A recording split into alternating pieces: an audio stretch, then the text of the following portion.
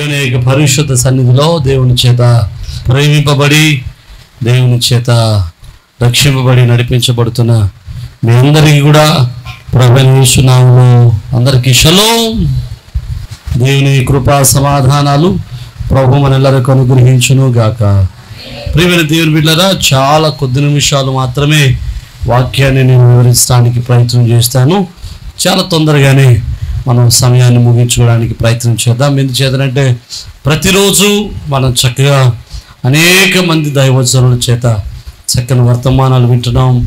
ప్రతిరోజు కల్వరి పండుగలు అద్భుతంగా ఆశ్చర్య రీతిలో ప్రభు జరిగిస్తూ ఉన్నాడు. ఇప్పటికి అనేక మంది పాల్గొంటూ ఉన్నారు. ఇంకా పాల్గొవలసిన వారు చాలామంది ఉన్నారు. అందరినీ ప్రేమతో ఆహ్వానిస్తూ ఉన్నాం. అందరూ తప్పనిసరిగా కల్వరి పండుగల్లో పాల్గొనాలని ప్రభు పేరిట మనం చూస్తూ ఉన్నాను. ప్రియమైన దేవుని బిడ్డలారా, కొద్ది నిమిషాలు దైవ వర్తమానాన్ని మనం నేర్చుకోవడానికి ప్రయత్నం చేద్దాం. పరిశుద్ధ గ్రంథాలు ఉన్నవారు పరిశుద్ధ గ్రంథాన్ని తెరచి 52:8 నేనైతే దేవుని మందిరములో పచ్చని ఒలీవ చెట్టు వలె ఉన్నాను. దేవునికి స్తోత్రం. దావీదు సెలవిస్తున్నటువంటి మాట, దావీదు చెబుతున్నటువంటి మాట ఏమని అంటున్నాడంటే, నేనైతే దేవుని మందిరములో పచ్చని ఒలీవ చెట్టు వలె ఉన్నాను. ఈరోజు బైబిల్ గ్రంథంలో ఒక్కసారి మనం పరిశీలన చేస్తే అనేక పర్యాయాలు మనుషుల్ని జంతువులకు చెట్లకు పోల్చి మాట్లాడుతూ రాస్తూ ఉంటాడు బైబిల్లో. దాని అర్థం ఏంటంటే వారి యొక్క లక్షణాలను, వారికి ఉన్నటువంటి గుణాలను మనకు అర్థమయ్యేటట్టు చెప్పడం కోసం. ఉదాహరణకి 128వ కీర్తనలో నీ లోగిట నీ భార్య ఫలించు ద్రాక్ష వల్లి వలి ఉంటుంది అంటాడు. అంటే చెట్టు అయిపోతుంది మీ ఆవిడ అని అర్థం కాదు. అర్థం ఏంటంటే ద్రాక్షావల్లికి ఎలాంటి లక్షణాలు ఉంటాయో నీ భార్య కూడా అలాంటి లక్షణాలు ఉంటాయంట. అలాగే ముత్యాలు పందులు ఎదురుండా వేయొద్దు అంటాడు. అంటే పందులు లాంటి వాళ్ళు ఉన్నారు, అలాంటి వాళ్ళు ఎదురు ఉండగా ముత్యాలు లాంటి మాటలు వాక్యాన్ని వేయొద్దు అని అర్థం. అలాగా అనేక పర్యాయాలు దేవుని యొక్క వాక్యం మనుషుల్ని అలంకారప్రాయంగా మాట్లాడుతూ అనేక సత్యాలను మనకు బోధిస్తూ ఉంటుంది. అలా బోధిస్తున్నటువంటి సమయంలో భక్తుడైనటువంటి దావీదు కూడా తన గురించి తాను ఒక చక్కటి మాట మాట్లాడుతున్నాడు. నేను మందిరములో ఉన్నాను. అయితే మందిరంలో ఎలా ఉన్నానంటే ఒలీవ చెట్టు వలె ఉన్నానంటాడు. దేవునికి స్తోత్రం. హల్లెలూయా. ఆ చెట్టు ఎలా ఉందట? పచ్చగా ఉందట. అది మందిరములో ఉండేటువంటి ఎవరైనా సరే మందిరములో ఉండేవారు పచ్చగా ఉండాలి తప్ప ఎలా ఉండకూడదు? ఎండిపోయిన చెట్టు వలె ఉండకూడదు. పచ్చని చెట్టు వలె ఉండాలి. ఈరోజు దేవుడు మనందరినీ, దేవుని ఆలయములో నిలిచి ఉన్న మనందరినీ కూడా ఆయన పచ్చని చిగురించే చెట్టు వలె మనలను ఆయన దీవించును గాక. హల్లెలూయా. ప్రియమైన దేవుని బిడ్డలారా, ఈ దావీదు చెబుతూ తాను ఒలీవ చెట్టుకు పోల్చుకుంటూ ఉన్నాడు. ఈరోజు ఆ ఒలీవ చెట్టులో ఉన్నటువంటి కొన్ని లక్షణాలను, కొన్ని అంటే నువ్వు 10-15 చెప్పను కానీ 1-2 లక్షణాలను మీకు జ్ఞాపకం చేసి నేను ముగించడానికి నేను ప్రయత్నం చేస్తాను. ఒకటి, ఈ దేవుని మందిరములో ఉన్నటువంటి దావీదు ఒలీవ చెట్టులా ఉన్నాడట. ఒలీవ చెట్టు ఎలాగైతే ఉంటుందో మందిరములో దావీదు అలా ఉన్నానంటాడు. ఆ ఒలీవ చెట్టు ఎలా ఉందట? పచ్చగా ఉందట. దేవునికి స్తోత్రం. ఇప్పుడు ఒలీవ చెట్టు ఎలాగైతే పచ్చగా ఉందో నేను అలాగే పచ్చగా ఉన్నాను అంటాడు. ఇది మనకు అర్థం కావాలి అంటే పచ్చగా ఎలా ఉండగలడు? ఎవడు దీవించబడగలడు? ఎవడు ఆశీర్వదింపబడగలడు? ఎవడు దేవుని మహిమను పొందగలడు? ఎవడు ఫలించేటువంటి జీవితాన్ని కలిగి ఉంటాడు అని ఒకసారి ఆలోచన చేస్తే, నేను వాక్యాన్ని అటు ఇటు పరిశీలన చేయటం ప్రారంభించాను. పరిశీలన చేయటం ప్రారంభిస్తే దేవుడు ఎందుకో నా మనస్సుని 51వ అధ్యాయాన్ని మీదకి తీసుకెళ్ళాడు. 51వ కీర్తనలో తీసుకెళ్ళాడు. అయితే 51వ కీర్తనలో అది కూడా దావీదు రాసిందే. 51వ కీర్తనలో దావీదు చేసినటువంటి ప్రార్థన ఉంటుంది. 52వ కీర్తనలోనేమో దావీదు నేను పచ్చగా ఉన్నాను అంటాడు. దేవునికి స్తోత్రం.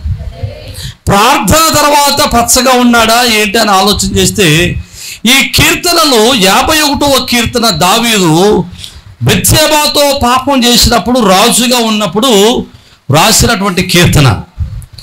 52వ కీర్తన ఏమో అతడు సభకు మునుపు సౌలు తరుముతున్నటువంటి సమయంలో రాసినటువంటి కీర్తన. దానికి దీనికి మధ్యలో చాలా కాల వ్యత్యాసం ఉంది. నాయన కాల వ్యత్యాసం ఉంది కదా నాయన అని ఆలోచన చేస్తే నాకు అర్థమైంది ఏంటంటే దేవుడు బైబిల్ గ్రంథములో ఉన్నటువంటి ప్రతి పుస్తకాన్ని, ప్రతి ఒక్క అధ్యాయాన్ని పరిశుద్ధాత్ముడి ప్రేరణ చేత రాయించి ఆయనే ఒక క్రమ పద్ధతిలో అమరిక చేయించాడు. అంటే ఆయనే ఒక క్రమ పద్ధతిలో అమర్చాడు. ఏ అధ్యాయం వెనకాల ఏ అధ్యాయం ఉండాలో, ఏ అధ్యాయం తర్వాత ఏ అధ్యాయం ఉండాలో, ఏ గ్రంథం వెనకాల ఏ గ్రంథకర్త ఉండాలో అలాగున ఆయన కొన్ని అధ్యాయాలను ఆయన చాలా జాగ్రత్తగా ఆయన అమర్చాడు. దేవునికి స్తోత్రం. పెద్ద ప్రవక్తలు ఇర్మియా, యెషయా కంటే ముందుగా ఉన్న వాళ్ళు కొంతమంది ప్రవక్తలు ఉన్నారు. ఓపద్య అలాంటి వాళ్ళందరూ యెషయా కంటే ముందుగా ఉన్న వాళ్ళు ఉన్నారు. కానీ పుస్తకాలు చూస్తే వాళ్ళ వెనకాల వచ్చాయి. దేవుడు అలాగ అమర్చాడు. ఆయన పుస్తకాల యొక్క అమరిక అటువంటిది. జాగ్రత్తగా మనం ఆలోచన చేస్తే దేవుడు ఈ యొక్క 51వ అధ్యాయాన్ని 52వ అధ్యాయాన్ని కూడా దేవుడు ఒక ప్రత్యేకమైన రీతిలో అమర్చాడు. ఎలా అమర్చాడో ఒకసారి చూద్దాం. చూడండి, 52వ కీర్తనలో దావీదు చేసినటువంటి ప్రార్థన. ఇప్పుడు చేశాడు ఈ ప్రార్థన అంటే బెత్షెబాతో దావీదు పాపం చేసినప్పుడు చేశాడు ఆ ప్రార్థన. ఏం ప్రార్థన చేశాడంటే పశ్చాత్తాప ప్రార్థన. అది ఏ ప్రార్థన? పశ్చాత్తాప ప్రార్థన. బెత్షెబాతో దావీదు పాపం చేశాడు. పాపం చేసిన తర్వాత నాతాను అనేటువంటి దైవజనుడు వచ్చి దావీదును హెచ్చరించి గద్దించాడు. గద్దించిన తర్వాత దావీదు బుద్ధి తెచ్చుకుని దేవుని యొక్క పాదాల మీద పడి ప్రార్థన చేయటం ప్రారంభించాడు. నా మాటలు అర్థమవుతున్న వారు చెప్పండి దేవునికి స్తోత్రం. హల్లెలూయా. ప్రియమైన దేవుడు, బెత్షెబాతో పాపం చేసినటువంటి దావీదు జీవితంలో 3 విషయాలు కోల్పోయాడు. 3 విషయాలు కోల్పోయాడు. చూడండి, ఆ మాటలు చదువుదాం. 51:11 చూడండి. 51:11 ముందు 5 చదవండి. నేను పాపంలో పుట్టిన వాడును, పాపంలోనే నా తల్లి నన్ను గర్భం ధరించింది. నువ్వు అంతరంగంలో సత్యం కోరుచున్నావు, అంతర్యమును నాకు జ్ఞానం తెలియజేస్తున్నావు. నేను పవిత్రుడగున నిస్సోపుతో నా పాపము పరిహరింపము, హిమము కంటేను తెల్లగా ఉండనట్లు నన్ను కడుగు అంటాడు. దేవునికి స్తోత్రం. ఇలాగ పాపం చేశాను ప్రభువా, నన్ను క్షమించు అని పశ్చాత్తాపడు ప్రార్థన చేస్తూ 11వ వచనం చూడండి. నీ సన్నిధిలో నుండి నన్ను త్రోసివేయకము అవుతుంది. అంటే పాపం చేసిన వాడు మందిరానికి దూరం అయిపోతాడు. రెండవది, పాపం చేసిన వాడు పరిశుద్ధాత్మకు దూరైపోతాడు, పరిశుద్ధాత్మను కోల్పోతాడు. మూడవది, పాపం చేసిన వాడు రక్షణానందాన్ని కోల్పోతాడు. దేవునికి స్తోత్రం. హల్లెలూయా. 4వది చూద్దాం. చూడండి, 4వది, సమ్మతి గల మనస్సు కలుగజేసి నన్ను దృఢపరచుము. దేవునికి స్తోత్రం చెప్తాం. ఆయన మనశ్శాంతిని కోల్పోయాడు. 4 విషయాలు. 1, దేవుని సన్నిధికి దూరం అయ్యాడు. దావీదు ఎప్పుడు మందిరంలో ఉండేవాడు, పాపం చేయటం వల్ల దేవుని మందిరానికి దూరం అయ్యాడు. 2వది, పరిశుద్ధాత్మను కోల్పోయాడు. 3వది, రక్షణానందాన్ని కోల్పోయాడు. 4వది, మనస్సులో సమాధానాన్ని కోల్పోయాడు. పాపం చేయడం వల్ల ఇన్ని అనర్థాలు ఉన్నాయి. నా మాటలు అర్థమవుతున్న వారు చెప్పండి ఒకసారి దేవునికి స్తోత్రం. చాలా పర్యాయాలు మనం అనుకుంటా ఉంటాం, వాడు ప్రార్థన రావట్లేదు, వీళ్ళు ప్రార్థన రావట్లేదు అనుకుంటాం. ప్రార్థనకి చాలామంది మందిరానికి రాలేకపోవడానికి గల కారణం ఏంటంటే బయట వాళ్ళు పాపంతో ఉండటం వల్ల, బయట వాళ్ళు చేసేటువంటి పాప జీవితం వారిని మందిరానికి రానివ్వకుండా చేస్తారు. మందిరంలో పరిశుద్ధులు ఉంటారు, మందిరంలో పవిత్రులు ఉంటారు, క్రీస్తు రక్తంలో కడగబడిన వారు ఉంటారు. పాపం చేసిన వాడు పరిశుద్ధులతో నివాసము చేయలేడు.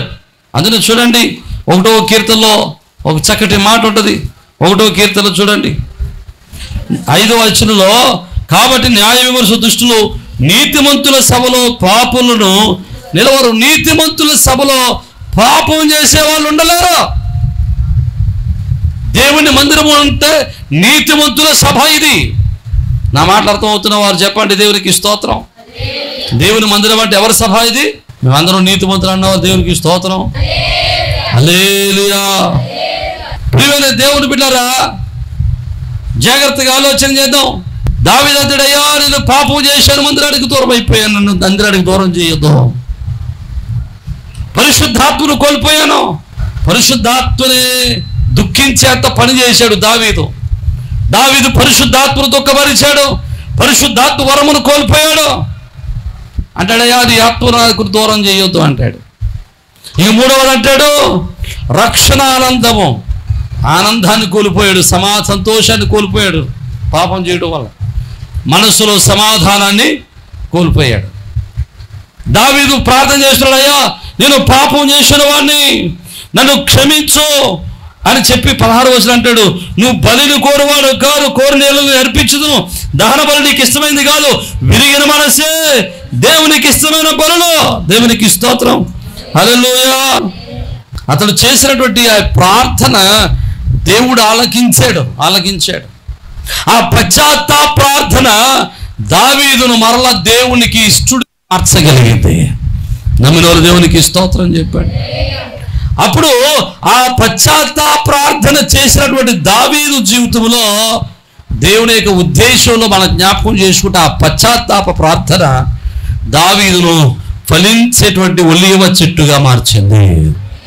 ఆమేన్. హల్లెలూయా. పశ్చాత్తాప ప్రార్థన ఎక్కడైతే ఉంటుందో ఆ కుటుంబంలో ఫలింపు ఉంటుంది.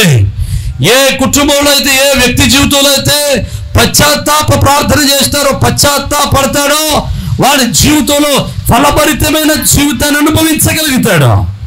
ఆమేన్. హల్లెలూయా. ఫలించేవాడిగా ఉంటాడు. పశ్చాత్తాపం అంటే ఏంటి? పశ్చాత్తాపడడం అంటే అర్థం ఏంటండి? నన్ను క్షమించు అని అడగటమా? ఆ ప్రార్థన అయితే రోజు చేస్తాం మనం, రోజు పశ్చాత్తాపడుతూ ఉంటాం మనం. ఎందుకని రోజు పాపం చేస్తాం కాబట్టి. పశ్చాత్తాపము అంటగా రోమాపత్రిక 12వ అధ్యాయం 2వ వచనంలో చివరి మాటలు అంటాడు, మీ మనస్సు మారి నూతనమగునట్లు రూపాంతరము చెందండి అంటాడు. మన మనస్సు మారి నూతనం అవ్వాలి, మనం రూపాంతరం చెందాలి. రూపాంతరం చెందడం అంటే మనం చేసిన ప్రతి పాపము నుండి వెనకకు మళ్ళాలి. ఆ పాపములను మనం ఏం చేయాలంటే విడిచిపెట్టవలసిన వారమై ఉండాలి. సామెత 8వ అధ్యాయం 13లో అంటాడు, వాటిని ఒప్పుకుని విడిచిపెట్టేవాడు కనికరమును పొందుతాడట. దేవునికి స్తోత్రం.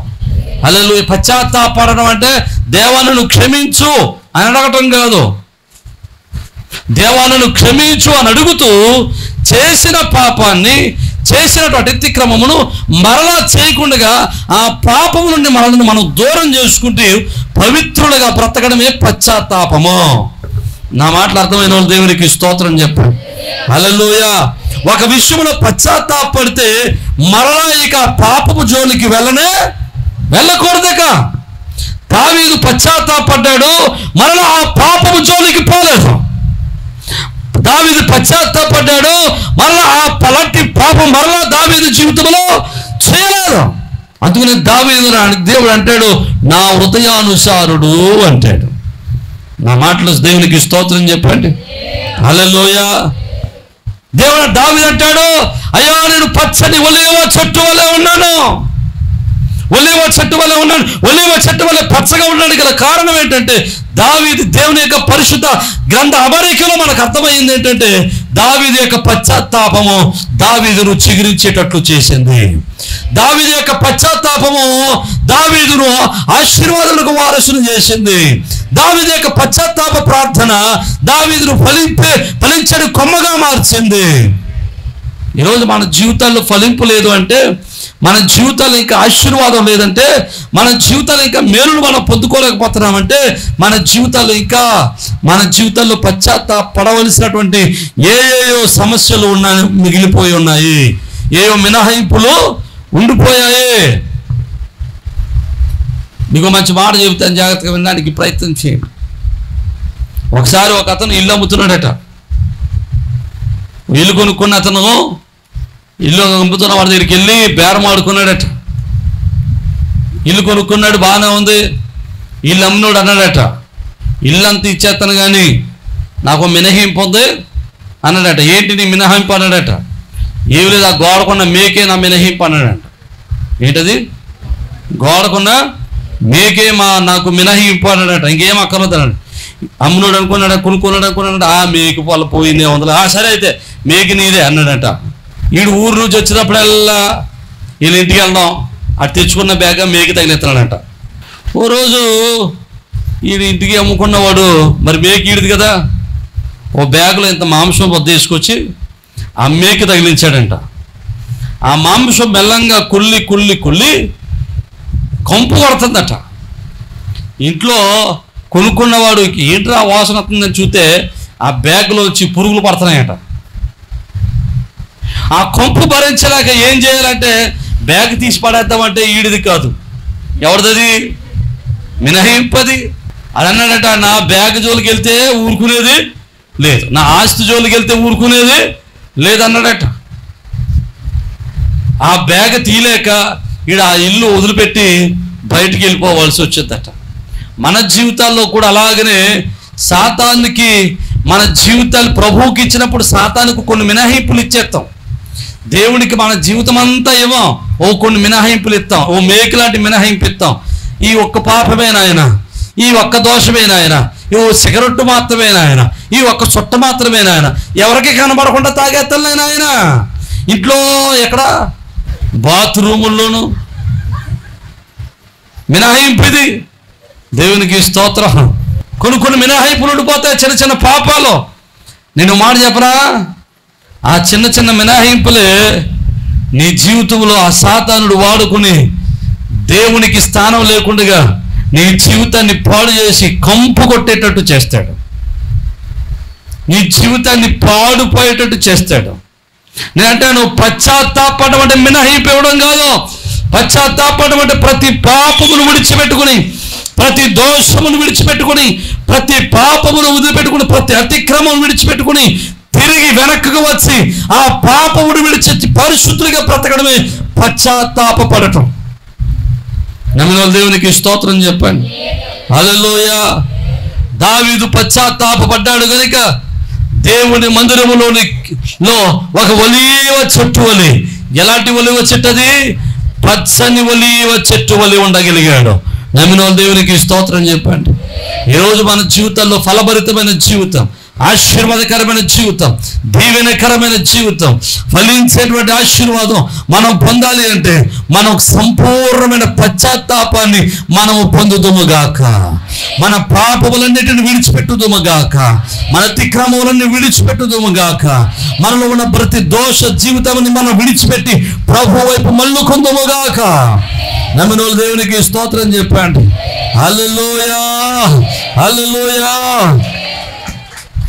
ఇక రెండవది, దావీదు అంటాడు, అయ్యా నేను ఒలీవ చెట్టు వలె ఉన్నాను నీ మందిరంలో. ఒలీవ చెట్టు ఎలా ఉంటుందో చూద్దాం. చూడండి రెండవది, హోషేయ గ్రంథము 14వ అధ్యాయం 6వ వచనాన్ని మనం చదువుదాం. హోషేయ గ్రంథము 14వ అధ్యాయము 6వ వచనం. హోషేయ దొరకలేదు మీకు. అతని కొమ్మలు విస్తారంగా పెరుగును, ఒలీవ చెట్టునకు కలిగినంత సౌందర్యం అతనికి కలుగును. దేవునికి స్తోత్రం చెబుదాం. హల్లెలూయా. ఇక్కడ ఒలీవ చెట్టు ఎలాంటిదట? అదంతా మనకొద్దు. ఒలీవ చెట్టు ఎలా ఉందని చెప్తున్నాడు ఇక్కడ. సౌందర్యవంతమైనదట ఒలీవ చెట్టు. అంటే ఒలీవ చెట్టు ఎలాగుంటుందో దావీదు కూడా అలాగనే సౌందర్యవంతుడిగా ఉన్నాడట. దేవునికి స్తోత్రం. ఒలీవ చెట్టు రెండవ లక్షణం ఏంటంటే సౌందర్యవంతమైనది. ఒకటేంటి? పచ్చనిగా ఉండేది.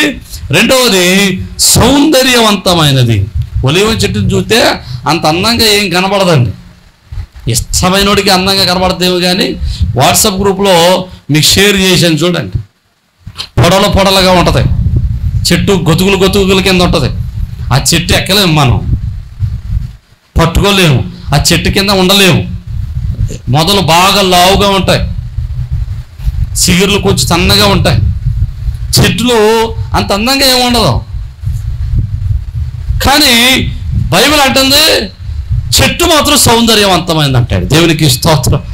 అంటే ఈ సౌందర్యం ఏ సౌందర్యం అంటే ఒలీవ చెట్టుకు ఉన్నటువంటి బాహ్య సౌందర్యం కాదు, ఒలీవ చెట్టుకు ఉన్నటువంటి అంతరంగ స్వభావమే సౌందర్యంగా ఉంది. ఆమేన్, హల్లెలూయా. ఇప్పుడు దేవుని మందిరంలో దావీదు సౌందర్యంగా ఉన్నాడు కాబట్టి మనం కూడా దేవుని మందిరంలో అందంగా ఉండాలంటే మనం ఏం చేస్తాం? రేపు నుంచి అమ్మ ఒలీవ చెట్టు సౌందర్యంగా ఉన్నట్టు మీరు కూడా మందిరంలో సౌందర్యంగా ఉండాలంటే ఎలా వస్తారు? ఎలా మీరు ఫంక్షన్కి వెళ్ళినట్టు వస్తారు. ఫంక్షన్కి ఎలాగ వెళ్తారో మన పోలికలు చెప్పొచ్చు.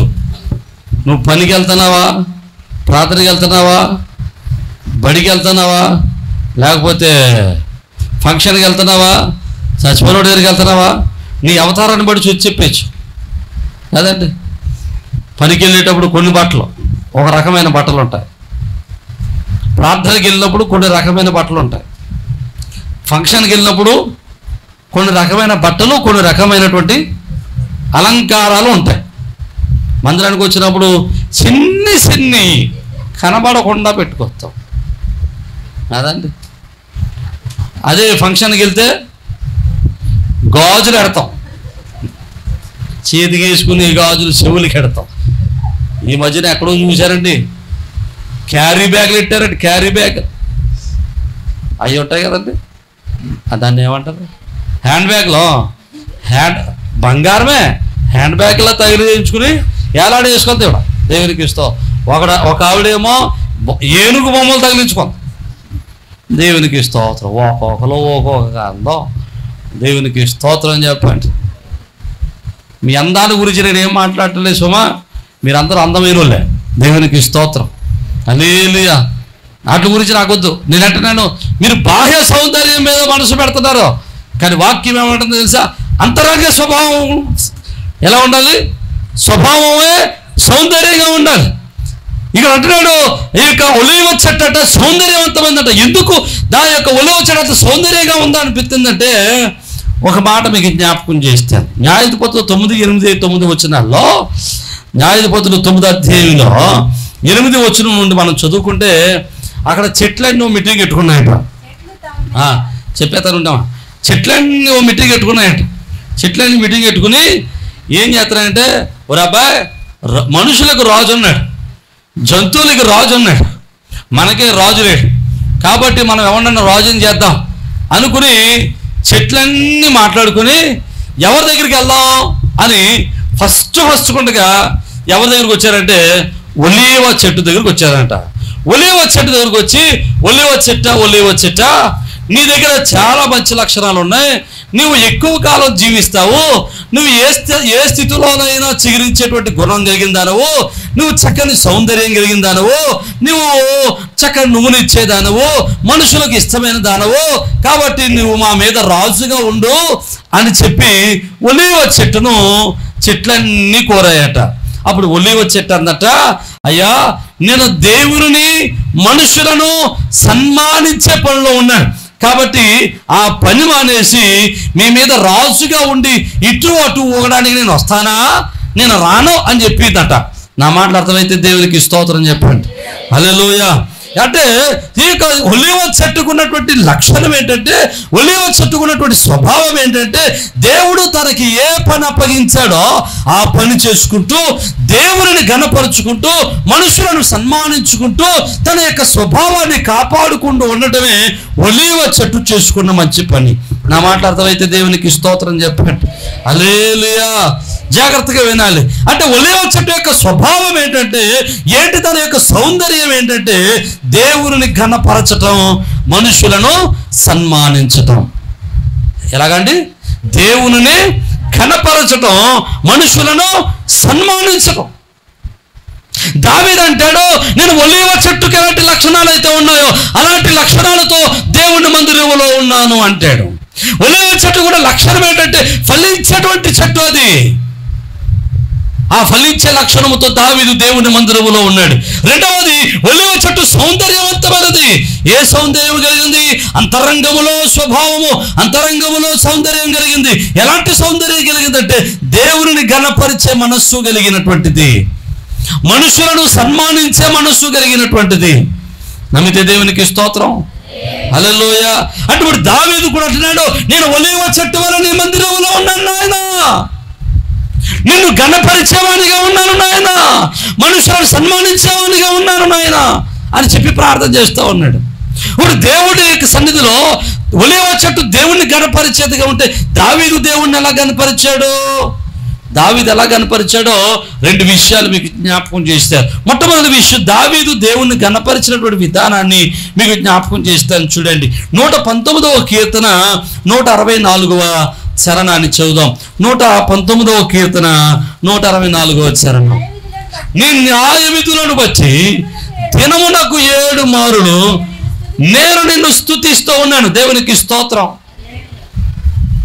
దావీదు అంటున్నాడు, దేవుణ్ణట ఘనపరుస్తున్నాడట. ఎలా ఘనపరుస్తున్నాడట? తన సమయాన్ని ఇచ్చి ఘనపరుస్తున్నాడు. తన సమయాన్ని ఎలాగిస్తున్నాడు? ప్రతిరోజు కూడా అతడు దినమునకు 7 సార్లు దేవుణ్ణి స్తుతిస్తూ ఉన్నాడట. స్తుతించడం అంటే స్తోత్రం అంటవేనా? స్తోత్రం చెప్పడం. స్తుతించడం అంటే ఎలా స్తుతించాలి దేవుణ్ణి? దేవుని స్తుతించడం అంటే స్తోత్రం అంటే సరిపోద్దా? మరి ఏం చేయాలి? ఆయన చేసిన మేలును జ్ఞాపకం చేసుకుంటూ స్తుతించాలి.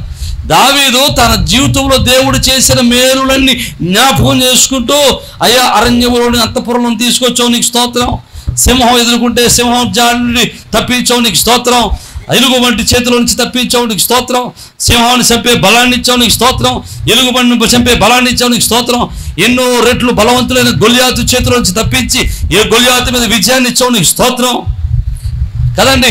సౌలు యొక్క చేతిలో బాణం వేసినప్పుడు నన్ను తప్పించావు నీకు స్తోత్రం, ఈటి నుండి తప్పించావు నీకు స్తోత్రం అని చెప్పుకుంటూ దేవుడు తన జీవితంలో చేసిన ప్రతి మేలును జ్ఞాపకం చేసుకుంటూ ప్రభువుని స్తుతిస్తూనే ఉన్నాడట. దేవునికి స్తోత్రం చెబుదాం. హల్లెలూయా. రోజుకి 7 మార్లు స్తుతించడం అంటే మనకు ఏమనుకున్నామంటే 7 సార్లే కదా అనుకుంటున్నాం. రోజులో 24 గంటలు ఉంటే 24 గంటలు ఒక మనిషి సాధారణంగా 6 గంటలు పడుకుంటే మిగిలిన 18 గంటలు, 18 గంటలని డివైడెడ్ బై 7 చేస్తే ఇంచుమించు 2.5 గంటలు ఒకసారి వస్తుంది. 2.5 గంటలు వస్తుంది, లేకపోతే 2 గంటలు కొన్ని నిమిషాలు వస్తుంది. అంటే దావీదు ఇంచుమించు ప్రతి 2.5 గంటలకు ఒకసారి ఏం చేస్తున్నాడు? తన సమయాన్ని దేవుని స్తుతించడానికి ఉపయోగిస్తున్నాడు. నమ్మిన దేవునికి స్తోత్రం చెప్పండి. హల్లెలూయా. దావీదు తన జీవితంలో ప్రతి 2 గంటలకు ఒకసారి ఏం చేస్తున్నాడు? మరి నువ్వేం చేస్తున్నావు? 2 గంటలకు ఒకసారి. మనం ఎన్ని గంటలకు ఒకసారి ప్రభువుని స్తుతిస్తాం? మనం అసలు మన సమయాన్ని దేవునికి వెచ్చించగలుగుతున్నామా? దావీదు దేవునికి స్తుతించడమే కాదు, 7 సార్లు స్తుతించడమే కాదు, 55:19 మనం చూస్తే 15లో చూస్తే సాయంకాలం ఉదయం మధ్యాహ్నం నేను ధ్యానించు మొర పెడతానని ప్రార్థన చేస్తున్నాడట. దేవునికి స్తోత్రం. 3 సార్లు ప్రార్థన చేస్తాడు, 7 సార్లు స్తుతిస్తున్నాడు, 3 సార్లు ప్రార్థన చేస్తున్నాడు. అంటే దావీదు తన జీవితంలో ఎక్కువ సమయాన్ని ఎక్కడ గడుపుతున్నాడు? దేవునిలోనే గడుపుతున్నాడు. దేవునికి స్తోత్రం చెప్పండి. హల్లెలూయా. అంటే దావీదు తన సమయములో అత్యధికమైన శాతం దేవుణ్ణి స్తుతించడానికి ఉపయోగించి తన సమయముతో దేవుణ్ణి ఘనపరచుచున్నాడు. హల్లెలూయా. హల్లెలూయా. తన విలువైన సమయాన్ని దేవునికి ఇచ్చి ప్రభువుని స్తుతిస్తూ ఉన్నాడు, ప్రభువుని ఘనపరచగలుగుతున్నాడు. ఈ రోజు నేను అంటున్నాను, దేవుని ఘనపరచడం అంటే నీ ఇష్టం వచ్చినట్టు ఉండడం కాదు. నీ సమయాన్ని దేవునికి ఇవ్వగలగాలి, నీ సమయముతో దేవుణ్ణి ఘనపరచగలగాలి, నీ సమయాన్ని ఇచ్చి దేవుణ్ణి స్తుతించగలగాలి. నమ్మినోళ్ళు దేవునికి స్తోత్రం చెప్పండి. హల్లెలూయా. వారానికి ఎన్నిసార్లు దేవుని సన్నిధిలో సమయాన్ని గడపగలవు నువ్వంటే? వారానికి గంట. ఎందుకంటే 11 గంటల ప్రార్థన అంటే 12 గంటలకు వస్తాం కాబట్టి గంటే ఉంటాం మనం. 11 గంటలకు వచ్చేవాళ్ళు ఉన్నారు అనుకోండి, దేవునికి స్తోత్రం. ఆలస్యంగా వచ్చేవాళ్ళు ఉన్నారు చాలామంది. నాకు అప్పుడప్పుడు అనిపిస్తూ ఉంటుంది, మీకు పాటలు అంటే ఇష్టం ఉండదేమో అందుకని ఆలస్యంగా వస్తున్నారు, ఈసారి పాటలు తీసేద్దాం అనిపిస్తుంది. నిజమే, మరి పాటలు ఇష్టం లేక కదండి పాటలు అయిపోతారు వస్తున్నారు మీరు, అంతే కదండి. సినిమాకి వెళ్ళినప్పుడు ఇప్పుడు సినిమా చూస్తున్నప్పుడు పేర్లు చూడటం ఇష్టం లేదనుకోండి, ఏం చేస్తాం మనం?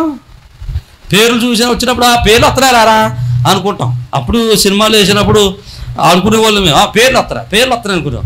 పేర్లు అయిపోయినట్టు మొదలెట్టయిపోయింది, సినిమా మొదలెట్టేయండి రెండు అనేవాళ్ళు. అలాగా మనకు పాటలు అంటే ఇష్టం లేదు కాబట్టి పాటలు అయిపోయాక మెల్లంగా పాటలు అవుతున్నాయి కదా. ఏమన్నా ఎలా వస్తారు మీరు చెప్పరా? ఇలాగే ఇదే నడక. ఓ పక్క నుంచి పాటలు అయిపోతాయి. 40 రోజుల కోటల్లో 3 పాటలే పాడతారు, పాస్టర్ గారు వచ్చేనేమో 2 పాటలే పాడతారు అని తెలుసు. అయినా కానీ ఇంటికి వెళ్ళేటప్పుడు ఎలా వెళ్తా తెలుసా? అయ్యో మామూలుగా కాదు, ఇంకా బైబిల్ ఎక్కడెట్టిందో కూడా మరిచిపోతాం. ఇంకా దేవునికి స్తోత్రం. ప్రియమైన దేవుని పిల్లలు జ్ఞాపకం చేసుకోండి, మన విలువైనటువంటి సమయంలో మన జీవితంలో అత్యధికమైన శాతం విలువైనటువంటి సమయాన్ని దేవునికి ఇవ్వగలగాలి. నమ్మిన దేవునికి స్తోత్రం. దేవుని ఘనపరచడం అంటే ఏంటో తెలుసా? దేవుని సన్మానించడం అంటే ఏంటో తెలుసా? మన సమయాన్ని దేవునికి ఇవ్వడం. నమ్మిన దేవునికి స్తోత్రం చెప్పండి. హల్లెలూయా. మీకు మంచి మాట చెబుతాను, జాగ్రత్తగా వినడానికి ప్రయత్నం చేయండి. మీ ఇంటికి చుట్టాలు వచ్చారనుకోండి, మీకు బాగా కావాల్సిన చుట్టాలు, ఒకవేళ ఫర్ ఎగ్జాంపుల్ ఉదాహరణ, మీకు ఇష్టం లేని చుట్టాలు ఎవరైనా వచ్చారనుకో, చుట్టాలే కాదు పోనీ, మీ ఇష్టం లేనివాడు ఎవడో కూడా వచ్చాడు, ఇంటి పక్కడో ఈ ఊర్లో వాడు ఎవడో కూడా వచ్చాడు, వాడి దగ్గర కూర్చొని పిచ్చాపాటి మాట్లాడతారా? ఎందుకు వచ్చారా, ఏం కావాలి నీకు అనేసి వెంటనే పంపించేస్తాం వాళ్ళని. అదే మనకి ఇష్టమైన వాళ్ళు వచ్చారనుకోండి, ఏం చేస్తాం?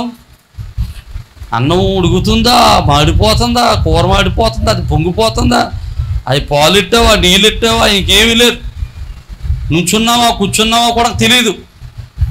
ఆరాధనలో ఒక అరగంట నిలబడండి రా బాబు అంటే అయ్యో ఎంత బాధ, నుంచుని మాట్లాడంటారా బాబు అంటే అది పిచ్చాపాటి వేసుకోండి అంటే. మీరు ఎప్పుడైనా గమనించారు? పిచ్చాపాటి మాట్లాడుకుంటుంటే ఎంతసేపు నుంచున్నారు తెలుతలేదు మీకు? గంటల గంటలు నిలబడే మాట్లాడేసుకుంటారు. అయినా కానీ కాళ్ళు లావటం కానీ, నడువులు లావటం కానీ, చేతులు లావటం కానీ ఏమో ఉండవు. మళ్ళీ చేతిలో ఓ బకెటో ఓ బిద్దో ఏదో ఒకటి ఉంటుంది, అది కూడా కింద ఎట్టదో. అలాగే ఇక చేతులు ఏముందో కాళ్ళు ఏముందో ఏమో గుర్తుండదు. ఇక మాట్లాడుకుంటూ మొదలెడితే నా మాట అర్థమైతే దేవునికి స్తోత్రం చెప్పాడు. నేనంటాను, నువ్వు ప్రేమించేవాడికి సమయాన్ని ఇస్తావు, నువ్వు గౌరవించేవాడికి సమయాన్ని ఇస్తావు, నువ్వు ఇష్టపడేవాడికి సమయాన్ని కేటాయించగలుగుతావు, నువ్వు ఇష్టపడేవాడి కొరకు సమయాన్ని వెచ్చించగలుగుతావు. నేనంటే నువ్వు దేవుణ్ణి ఇష్టపడేవాడు అయితే దేవుని కొరకు సమయాన్ని వెచ్చించగలుగుతావు, దేవుని కొరకు సమయాన్ని ఇవ్వగలుగుతావు, నీ విలువైన సమయంలో దేవునికి చోటు ఇవ్వగలుగుతావు. నమ్మిన వాళ్ళు దేవునికి స్తోత్రం చెప్పండి. హల్లెలూయా.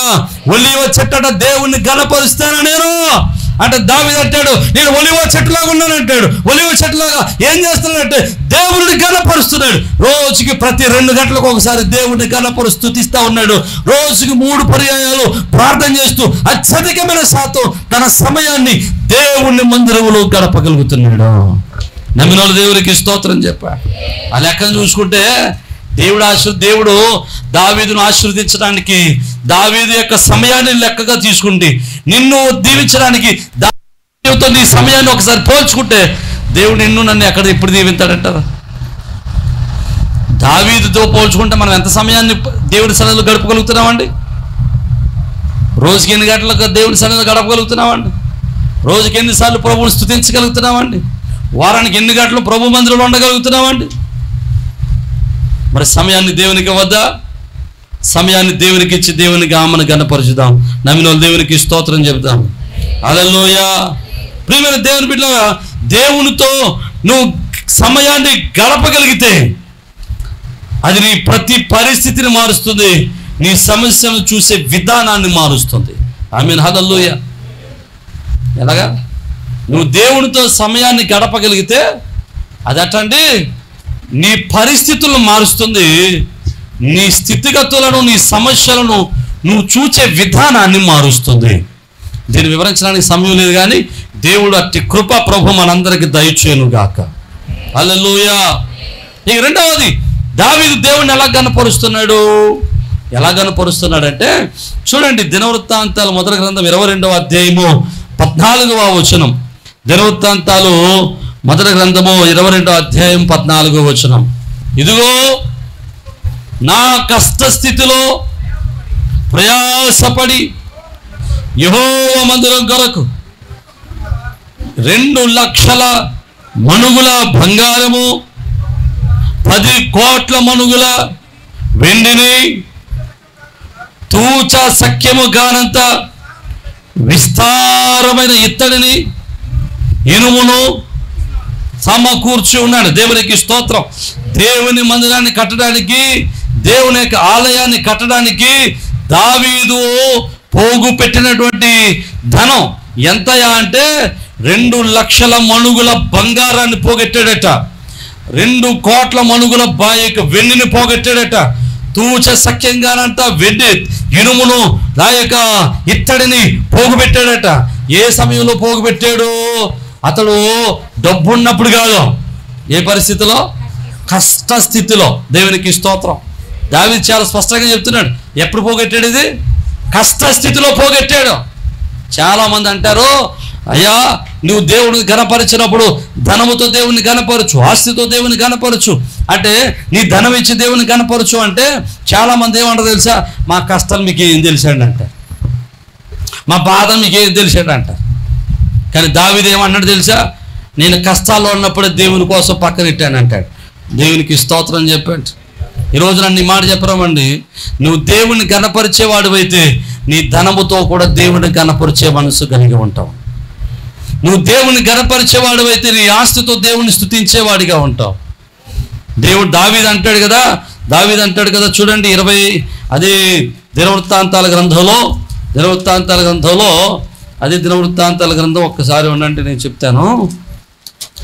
29వ అధ్యాయము 14వ వచనం చివరి మాట్లాడాడు, నీ స్వసంపాద్యములో కొంత మేము నీకు ఇచ్చుచున్నాం అంటాడు. దేవునికి స్తోత్రం. హల్లెలూయా. నీ స్వసంపాద్యంలో నీవు ఇచ్చిన దాంట్లో కొంత నీకు ఇస్తున్నాను అని అంటాడు. మనం దేవునికి ఇచ్చే విషయంలో గనులుగా ఉంటే దేవుడు మనకిచ్చే విషయంలో ఉన్నతుడిగా ఉంటాడు. ఆమేన్. హల్లెలూయా. మనం దేవునికి ఇచ్చే విషయంలో భేదవానిగా ఉంటే దేవుడు ఇచ్చే విషయంలో కూడా మన జీవితంలో భేదవానిగానే ఉంచుతాడు. ఇక్కడ జాగ్రత్తగా చూడండి, 12వ వచనం అంటాడు చూడండి, ఐశ్వర్యమును గొప్పతనమును నీ వలన కలుగును, నీవు సమస్తమును ఏలువాడు. దేవునికి స్తోత్రం. ఐశ్వర్య ఘనతలు ఎవరి ద్వారా దొరుకుతాయి? దేవుని వల్ల దొరుకుతాయి.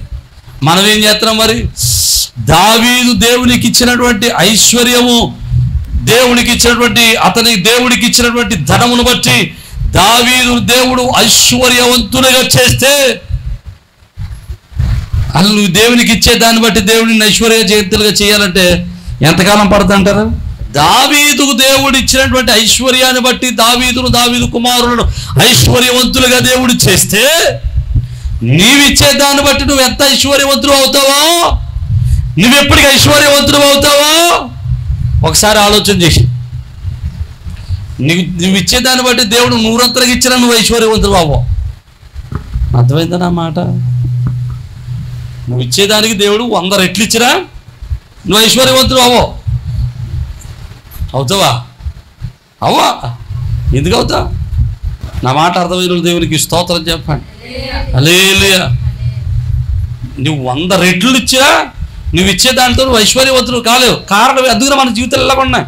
దేవుడు మనం ఇచ్చిన దానికి 100 రెట్లు ఇస్తున్నాడు, ఆశీర్వదిస్తున్నాడు, అయినా మనం బీదల్లాగా ఉంటున్నాం. కారణం ఏంటంటే మనం విత్తుకునే విత్తనం తక్కువగా ఉంటుంది,